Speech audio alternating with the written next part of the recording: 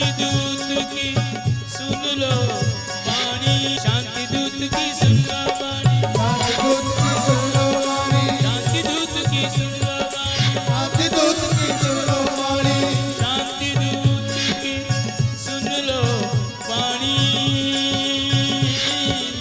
रहेगा नहीं किसी नैन में पानी। हेतु की कृपा है, जब तक ठाकुर कृपा न करे भगवान की कथा श्रवण करने का अधिकार हर किसी को प्राप्त नहीं होता। भगवान की कथा हमारे जीवन में परिवर्तन लाती है, भगवान की कथा हमारे जीवन को परमात्मा का बना देती है। ये कथा जीव को वो सब कुछ बताती है जिससे हम लोग हमेशा अनभिज्ञ रहते हैं या रहना चाहते हैं। कई लोग जानबूझ के, कई जानबूझ के भी रहना चाहते हैं। ऐसा नहीं कि किसी को भी पता नहीं, बहुतों को पता है फिर भी इग्नोर करते हैं। आप एक बात बताइए, इस संसार में किसको समझाया जाता है बार बार? सिर्फ मानव को। आपने बस कभी सुना है कि एक भी ग्रंथ पशुओं के लिए बना है कि भाई ये ग्रंथ इन पशुओं को समझाने के लिए? एक भी कोई बुक ऐसी है जिस बुक में किसी पक्षी को सिखाया जा रहा हो कि तुम्हें क्या करना है?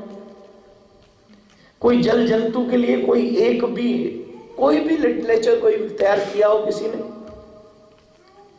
किसको सिखाया जाता है? किसको पढ़ाया जाता है? किसको समझाया जाता है? जब बच्चे थे तो मम्मी पापा समझाते थे बेटा ढंग के बनो। जब जवान हुए तो फ्रेंड ये पार्टनर समझाने लगे थोड़ा अच्छा करो। जब बूढ़े हुए तो दादी दादा बन गए तो नाती पोंती समझाने लगे ये आपके लिए ठीक नहीं है। और जब भी समझ में नहीं आया तो फिर पत्नी समझाती बार बार, देखो ये ठीक नहीं, अब तो पति भी समझाने लगे। अरे भाई, भागवत समझा रही है, वेद समझा रहे हैं, रामायण समझा रही है, शिव पुराण समझा रहा है, सब गरुड़ पुराण सब कोई समझा रहा है, बेटा बेटी समझा रहा है, ऋषि मुनि समझा रहे हैं, गुरु समझा रहे हैं, और क्या नाम है संत महात्मा समझा रहे हैं, समाज भी समझा रहा है, लेकिन इंसान समझ ही नहीं रहा है। कितना बड़ी विडंबना है भाई। और किसी को नहीं समझा रहा है कोई, पशुओं को कोई नहीं समझा रहा, पक्षियों को कोई नहीं समझा रहा है, और किसी को कोई समझे क्यों नहीं समझा रहा है? वो समझे तो न समझे तो उनका कट जाएगा, लेकिन अगर हम नहीं समझे तो हमारा कटने वाला नहीं है। जन्म जन्म में फिर फंस जाएंगे 84 के चक्कर में, और एक बार जहां फंसे नहीं वहीं से विनाश की शुरुआत है। मानव जीवन इतना आसान नहीं है। मैं हमेशा कहता हूं, please don't play with yourself. अपने साथ खिलवाड़ मत करो। Human being, human life, this is not simple thing. हमें जो मानव जीवन मिला है, परमात्मा ने बड़ी कृपा की है। He gives me the beautiful human life. इसके अलावा कोई कुछ और नहीं है मानव जीवन में। मानव जीवन में जितना महत्वपूर्ण, अभी मेरे कल एक बच्चे से मैं बात कर रहा था और उसने मेरे को एक बहुत अच्छी बात बताई। कभी कभी बच्चों से भी सीखने को मिलता है। He is a young. उसने मेरे को कहा, महाराज जी एक बात बताइए, हमारे मंदिरों में यंग बच्चे क्यों नहीं आते और चर्चों में यंग बच्चे क्यों चले जाते हैं? इसका रीजन क्या है?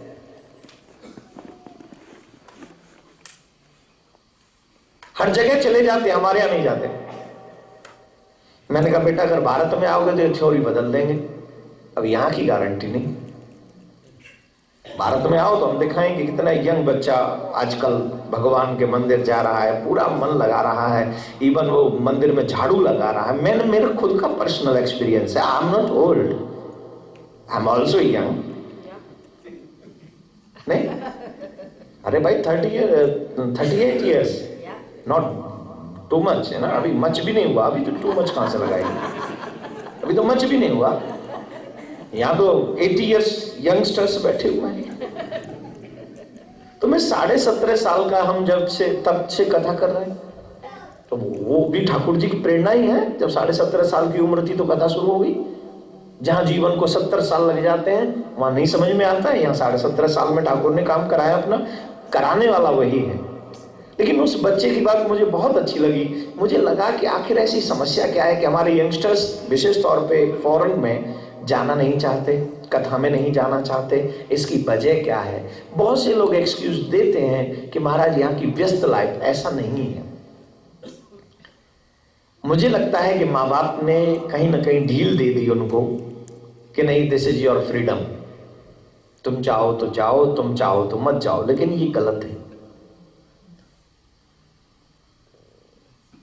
मैं आपसे ज्यादा ज्ञान की बात नहीं करूंगा क्योंकि मुझसे ज्यादा इंटेलिजेंट आप हैं, लेकिन ठाकुर ने मुझे जिसके लिए भेजा है मैं अपना काम जरूर करूंगा। और मेरा काम यह है कि अगर मेरे बच्चे मेरे धर्म को न जान सके तो आई एम सॉरी टू से आपका बुढ़ापा अलोन ही गुजरने वाला है। क्योंकि मेरा धर्म सिखाता है ना कि श्रवण कुमार बनो, मेरा धर्म सिखाता है राम बनो, मेरा धर्म सिखाता है प्रहलाद बनो, ये बनो वो बनो, सब मेरा धर्म सिखाता है। और वो बच्चे तो मेरे धर्म को जानते ही नहीं, और बिना धर्म को जाने वो कहते हैं I don't believe in religion. कल मैंने कहा सनातन धर्म जो है वो सभी जितने भी और जिनको लोग धर्म कहते हैं, मेरी नजर में वो धर्म भी नहीं है, मजहब है, एक संत के द्वारा चलाए हुए पंथ हैं। लेकिन हमारा जो सनातन धर्म है वो इन सब की जड़ है, और रूट के बिना जड़ें किसी काम की नहीं है, पत्ते किसी काम के नहीं हैं। तो ये हम सब की ड्यूटी बनती है। देखो पुराण में, वेद में, शास्त्रों में, रामायण में और जितनी भी रिलीजियस बुक्स हैं उन सब में मानव को समझाया गया है, पशु को नहीं समझाया गया है, पक्षी को नहीं समझाया गया है, मछली को नहीं सिखाया जाता पानी में कैसे तैरना है, लेकिन मानव को सिखाया जाता है कि तुम्हें कैसे जीना है। अरे भैया, इसको जीना थोड़ी कहते हैं सुबह उठे, नहाए धोए और खाया पिया और चल दिए जॉब करने, शाम को आए फिर नहाए धोए, फिर जो खाया पिया फिर सो गए, और एवरीडे रूटीन लाइक एनिमल्स।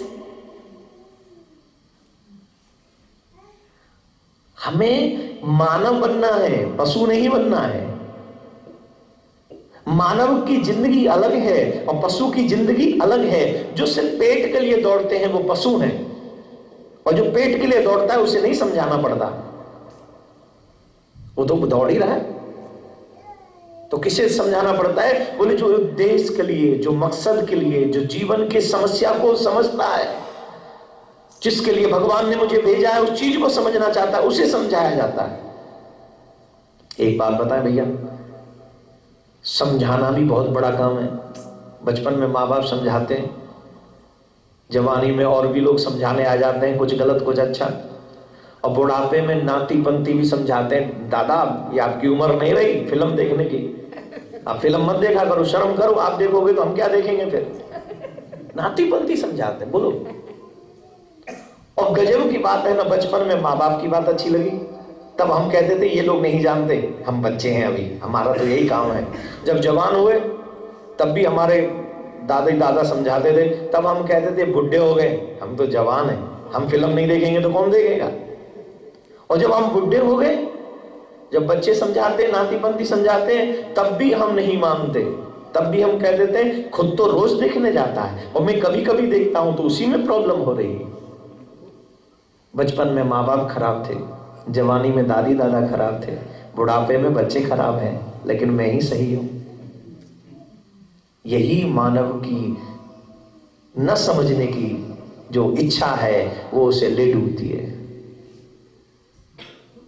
गुरुजन समझाते हैं, महात्मा समझाते हैं, हम समझने के लिए। भाई समझाना तो एक कला है, लेकिन समझना एक साधना है। समझना एक साधना है। किसी ने समझा दिया, उसने अपना काम कर दिया, लेकिन तुमने उस साधना के साथ उसको जिया कि नहीं, ये तुम्हारी जिम्मेदारी है। तुम सुधरना चाहते हो कि नहीं, ये तुम्हारी रिस्पॉन्सिबिलिटी, ये तुम्हारी थिंकिंग है। मैं तो हर जगह कथा करूंगा, मेरा काम है, ये मेरी कला हो सकती है कि मैं बोलता हूं, लेकिन अगर आप इसमें से एक शब्द चुन ले और जीवन में उतार ले तो वो आपकी साधना है, और वो आपकी साधना आपको सक्सेस कर देगी। I promise you my dear. लेकिन सुधरना आप ही को पड़ेगा। हम तो कथा सुनाकर चले जाएंगे, लोग आएंगे वो आपको समझा के चले जाएंगे, लेकिन समझना आपको पड़ेगा, साधना आपको करना पड़ेगा। क्या साधना करें महाराज? हर दिन के बाद अपने लिए 15 मिनट निकालिए अकेले में, पूरे दिन का जो है लेखा जोखा निकालिए, कितना अच्छा किया कितना बुरा किया, आज तुमने अपने आत्म कल्याण की तरफ कितने स्टेप बढ़ा। पूरा 15 मिनट, सिर्फ 15 मिनट, ज्यादा मत निकालिए प्लीज। दिन में 24 घंटे होते हैं, 15 मिनट निकाल दो, कितने बचे? 23 घंटे 45 मिनट हैं। जिस माया में आप रहना चाहते हो 23 घंटे 45 मिनट उनको दे दो, लेकिन 15 मिनट अपने लिए रोज निकालो। पूछो अपने आप से आज मैंने क्या किया है, और जो भी बुरा किया अपने परमात्मा के सामने बैठकर रो 15 मिनट। रो नहीं सकते, अपने गुनाह कबूल करो एवरीडे 15 मिनट। पूछो, कह दो भगवान से मुझसे मिस्टेक हुए हैं, मुझसे गलतियां हुई हैं, प्लीज मुझे शक्ति दो, मुझे सुधरने का मौका दो, मैं सुधरूं ऐसी मति दो। रोज भगवान के सामने बैठ के एवरी डे, उसमें कोई छुट्टी नहीं होनी चाहिए। संडे मंडे फ्राइडे सैटरडे अगर तुम्हें लगता है कि ये हमारे हॉलीडे हैं तो हमें कहीं जाना होगा तो सुबह तो दे दो, वो शाम को जो रोज देते थे वो सुबह दे के जाओ। जाओ every day front of God. और अगर तुम अपने आप को 15 मिनट नहीं दे सकते तो आई एम सॉरी टू से आप अपने साथ बहुत बड़ा मजाक कर रहे हैं, बहुत बड़ा। भगवान के सामने हमने इसलिए नहीं बैठते कि लोग हमें कह दे कि हम भक्त हैं।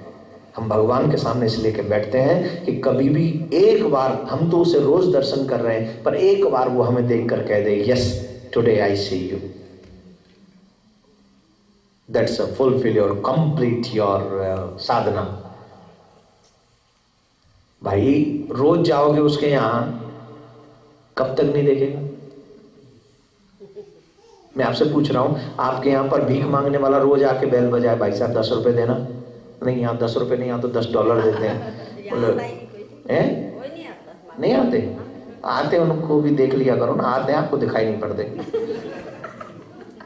बहुत आते हैं, आप देखना नहीं चाहते ना उनको। इंडिया में आते थे। Leave it. मैं आपको एक बात समझाने का तरीका है मेरा कि आपके यहाँ पर कोई मांगने आया, उसने बैल बजाई, $10 चाहिए, आपने कहते भाग यहाँ से। दूसरे दिन फिर आया, फिर आपने कहते भाग यहाँ से, फिर तीसरे दिन आया, चौथे दिन आया, 5। आप कितने दिनों से खाली हाथ लौटा सकते हो अपने यहां से? कोई तगड़ा ही कंजूस हुआ तो 1 महीने, कोई भयंकर ही तगड़ा कंजूस हुआ, लेवल का मतलब हाई क्वालिटी का, जो प्रॉमिस करके आया कि मैं जिंदगी में कुछ भी करूंगा पर किसी को दूंगा नहीं, वो भी 1 महीने में फ्रस्ट्रेशन आ जाएगा, फ्रस्ट्रेशन में आ जाएगा, बोले भाड़ में जाने दे, तू ये पकड़ पर अगली बार कहेगा कि नहीं, कहेगा कि नहीं? तुमने 1 महीने में परेशान होकर उसे $10 दे दिए, जो कि प्रॉमिस करके आए थे मैं तुम्हें नहीं, मैं किसी को कुछ नहीं दूंगा। तुमने $10 1 महीने में परेशान होकर दे दिए, लेकिन मेरा परमात्मा जब तुम रोज जाओगे उसके यहाँ, रोज जाओगे, वो तो कंजूस भी नहीं है, वो तो दया का भंडार है, वो तो करुणा का सागर है। जब तुम रोज रोज रोज रोज रोज रोज रोज रोज उसके यहाँ पे मंदिर में जाके घंटी बजाओगे, आरती करोगे, पूजा करोगे, रोज 15 मिनट उससे मांग लोगे, रोज 15 मिनट दोगे, आखिर कब तक वो सुस्त बैठा रहेगा? कब तक चुप बैठा रहेगा? कब तक शांत बैठेगा? कब तक उसे तुम पर दया नहीं आएगी? कब तक वो तुमसे नहीं कहेगा कि टुडे आई सी यू? एक दिन जरूर कह देगा। लेकिन साधना के वक्त दुनिया की चिंता मत करना। दुनिया की चिंता करोगे तुम कभी साधना नहीं कर सकोगे। नीचे सर करके चलो, दुनिया कहती है देखो ऐसे बुरे कर्म किए सर उठाकर नहीं चल सकता। ऊपर सर करके चलो तो दुनिया क्या कहती है, देखो कितना घमंडी है, ऊंचा करके चलता है। सीधे चलो, बीच में नजरें करके इधर उधर देखते हो तो भाई देखो नजरें भी कंट्रोल में नहीं है, बहुत इधर उधर ताकता है। आंखें फोड़ लो, अरे यही करेगा जब अच्छा नहीं करेगा तो। अरे दुनिया जीने देगी या नहीं? बोले नहीं जीने देगी। दुनिया की परवाह मत करो। बोले किसकी करे? बोले अपने आत्म कल्याण की परवाह करो मेरे प्यारे, अपने गोविंद की परवाह करो, अपनी साधना पे ध्यान दो।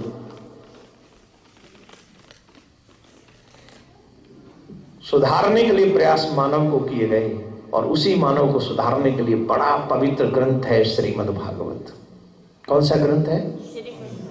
जिस ग्रंथ को श्रवण करने के लिए आप लोग पधारे हैं। कल आपने श्रवण किया, भागवत श्रवण करने से मिलता क्या है? परमपिता परमात्मा सर्वेश्वर श्री कृष्ण हमेशा संसार का चिंतन इसलिए करते हैं कि संसार का भला हो। भगवान हमारी चिंता क्यों करता है? वो इसलिए चिंता करता है कि कहीं ये व्यक्ति चिता में न जल जाए और बार बार चिता में जलने को इसको शौक न पड़ जाए। ये तो कंफर्म है कि हम सबको एक दिन चिता में जलना है, लेकिन चिता में जलना है ये अलग बात है, पर चिता में जलते ही रहना है ये अलग बात है। हमें चिता में जलते ही नहीं रहना है। अगर ये जन्म बिगड़ा तो हर एक जन्म में चिता में जलना पड़ेगा, जलते रहे मरते रहे, बस 84 बिगड़ेगी हमारी। और हमें 84 बिगाड़ने के लिए मानव जीवन नहीं मिला, बल्कि इस 84 सुधारने के लिए मानव जीवन मिला है। भगवान सुख को क्यों भेजते हैं इस धराधाम पे? जाओ जीव का कल्याण करो। जीव का कल्याण कैसे होगा? बोले इनको कथा श्रवण कराओ। बोले कथा क्या है? पता ही कथा क्या है? श्रीमद् भागवत कथा, कुरान की कथा। कथा जो है ये अमृत है। तमसो मां ज्योतिर्गमय मृत्युर्मा मृतम गमय। ये वो कथामृत है। ये क्या है? अमृत। गोपियां कह रही हैं तव कथा अमृतम। हे कृष्ण, तुम्हारी जो कथा है वो अमृत है। ये वो देवताओं वाला अमृत नहीं है जो अमर तो कर देता है पर निर्भय नहीं करता। पर ये कथा कैसी है? बोले अमर कर देती है और निर्भय भी कर देती है। अमर कैसे कर देती है? ध्रुव अमर हुए कि नहीं? प्रहलाद अमर हुए कि नहीं? मीरा अमर हुई कि नहीं? तुलसी अमर हुए कि नहीं? सूरा अमर हुए कि नहीं? गोपियां अमर हुई कि नहीं? और की तो बात छोड़ो, परीक्षित अमर हुए कि नहीं? अब बता दो, हमारे और आपके पूर्वजों को कोई जानता भी हो तो? क्यों नहीं जानते? बोले उन्होंने वो अमृत पान नहीं किया, वो उस अमृत से वंचित रह गए। और इनको क्यों याद करते? बोले इन्होंने अमृत छक छक के पिया। इन्होंने अमृत छोड़ा नहीं, खूब जम के पिया। नारद जी ने कथा सुनाई, ध्रुव ने सुनी। नारद जी ने कथा सुनाई, प्रहलाद जी ने सुनी। सुखदेव जी ने कथा सुनाई, परीक्षित ने सुनी। ये सब अमर हो गए। संतों ने कथा सुनाई, मीरा ने सुनी। और कृष्ण की कथा कृष्ण ने ही सुनाई, गोपियों ने सुनी, अमर हो गई। हुई कि नहीं? तो ये कथा क्या है? बोले अमृतम। मृत्यु से अमृत की ओर, अमृतत्व की ओर ले जाने वाली है ये कथा। और जो इसकी शरण में आ गया, और कथा क्या करती है? वो निर्भय कर देती है। मृत्यु, जो जिसने कथा मन से सुन ली वो मरने से नहीं डरता। मरना तो है ही, लेकिन अमृत वो अमर कर देती कथा, अमृत कर अमर कर देती है कथा। मरने से क्यों डरे भाई? तो सुखदेव जी महाराज को भेजा भगवान ने, सुख को। वो कैलाश पर्वत पे, वाया कैलाश पर्वत आए सुख। मां पार्वती को कथा सुना रहे बाबा भोलेनाथ, वो कथा सुन रही हैं, वो कथा में सो गई, सुख नहीं सोए। अब याद रखें, जो पुराने श्रोता हैं, जो वहां भी सुन के और यहाँ भी सुन रहे हैं, ये कथा मैंने वहां सुनाई थी, लेकिन कुछ क्रम ऐसे हैं जिनको मैं बदल नहीं सकता हूं चाह कर भी, क्योंकि वो उसी से भागवत कंप्लीट होगी ना। अब कृष्ण जन्म नहीं बदलूंगा, राम जन्म नहीं बदल सकता, परीक्षित की कथा को कैसे बदलूंगा? जो चीजें नहीं बदली जा सकती वो नहीं, लेकिन जो मैंने प्रारंभ में सुना है वो आप सबने नया सुना होगा। हाँ जी कि ना जी? हाँ जी। कथा न्यूनतम हमेशा नया देती, हमेशा सुंदर प्रदान, अमृत तो प्रदान करती तो है, लेकिन हमेशा नया मार्ग भी दिखाती है। तो आज का मार्ग क्या सुना हमने अभी जो सुना? जब कोई सिखाए तो सीखो। सिखाना कला हो सकता है, लेकिन सीखना साधना है। और अपने जीवन में 15 मिनट एवरीडे अपने आप को दो। बाकी का जो 23 घंटे 45 मिनट में नहीं कर सके, बचे हुए 15 मिनट में क्या कर लोगे? 15 मिनट में क्या बादल फट जाएंगे? या कमाई के सारे स्रोत तो खुल जाएंगे 15 मिनट में? जो 23 घंटे 45 मिनट में कोई कुछ नहीं कर सका, बताइए वो 15 मिनट में और क्या कर लेगा? कम से कम 15 मिनट तो अपने लिए सेव करके रखो। बोलो राधे राधे। राधे जोर से बोलो जरा। तो बंधु, पार्वती जी सो गई कथा में, सुख नहीं सोए। पार्वती जी सो गई, क्यों? बोले जिनके भाग्य अच्छे नहीं होते उन्हें कथा भागवत तो सुनने को नहीं मिलती। बहाने एक्सक्यूज वो कुछ भी बना ले, लेकिन वो भागवत नहीं सुन सकता। बजे बोले सीधी सी बजे मेरे भाई, दुर्लभ एक कथालोके श्रीमद् भागवतोद्भव। भागवत बड़ी दुर्लभ है, बड़ी दुर्लभ है। कई बार गंगा के तट पर रहने वाले लोग गंगा में नहीं वॉशरूम में स्नान करते हैं, और कई लोग गंगा के तट से दूर रहने वाले लोग गंगा में जाके स्नान करते हैं। तो आप वो सिलेक्टेड पीपल है जिसको भगवान ने आपको भागवत अमृत में स्नान कराने के लिए स्वयं सेलेक्ट करके आपको बुलाया। आप लोग हैं वो सिलेक्टेड लोग जिन्हें ठाकुर ने कृपा करके बुलाया है। पार्वती जी सो गई, सुख सुन रही कथा। तुलसी पूर्व जन्म से हरि चर्चा न सुआए, कै सोबे के लड़ बड़े कै घर को चले जाए। जिनके पाप अधिक होते वो कथा नहीं सुन सकते, या तो नींद आ जाएगी या सो जाएंगे या कुछ भी होगा, लेकिन कथा पूरी नहीं सुन सकते। वो भगवान की कथा सुनने के लिए भगवान की कृपा और हमारे सद्गुणों की कृपा हमारे ऊपर चाहिए। तो सुख को भेजा, बाबा उन्हें मारने के लिए दौड़े, व्यास पत्नी के गर्भ में पहुंच गए। 12 बरस बाद श्री सुखदेव जी महाराज का प्राकट्य हुआ, और श्री सुखदेव जी महाराज बिना कोई संबंध किसी से जोड़े। पूज्य महाराज श्री का स्वप्न विश्व में शांति और घर घर में भगवान के नाम का वास, इस संकल्प को एक महाअभियान बनाने का बीड़ा उठाया है श्रद्धेय शांति दूत श्री देवकी नंदन ठाकुर जी ने। भौतिकता के दौर में भटक रही युवा पीढ़ी को भी अपने महाअभियान से जोड़कर उनको भी भगवत भक्ति के रस से सराबोर करने का दृढ़ निश्चय किया है महाराज श्री ने। साथ ही विश्व शांति सेवा चैरिटेबल ट्रस्ट महाराज श्री की अध्यक्षता में अंतर्राष्ट्रीय स्तर पर भगवत भक्ति के प्रचार के साथ मानवता की सेवा के लिए भी प्रतिबद्ध है। जरूरतमंदों की सहायता और विषम परिस्थिति में महाराज श्री ने सदैव सबके लिए अपना हाथ बढ़ाया है। आप भी श्रद्धेय शांति दूत श्री देवकी नंदन ठाकुर जी के महाअभियान में अपना पुनीत सहयोग प्रदान कर सकते हैं। फाउंडर मेंबर 5,51,000 रुपए, समिति मेंबर 2,51,000 रुपए, कार्यकारिणी मेंबर 1,21,000 रुपए, सहकार्यकारिणी मेंबर 51,000 रुपए, आजीवन सदस्य 1,100 रुपए। आप अपना सहयोग विश्व शांति सेवा चैरिटेबल ट्रस्ट के भारतीय स्टेट बैंक मथुरा शाखा के खाता संख्या 3088094445 में जमा करा सकते हैं।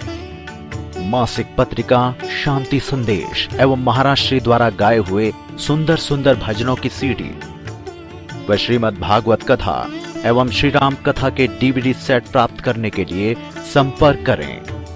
ज्योति music company, Shanti Seva Dham, Jhatikara, Vrindavan road, Vrindavan, Mathura, Uttar Pradesh. Phone number 0735111221, 0735111331। Delhi कार्यालय C5/90, first floor, sector 6, Rohini, Nai Delhi 110085। Phone number 01147564008। Mobile 9212210143। Website www.vsscd.com, www.shantisevadham.in। Email info@vssct.com। Twitter DN/Thakur/G। Facebook Devaki Nandan Thakur ji VSSCT।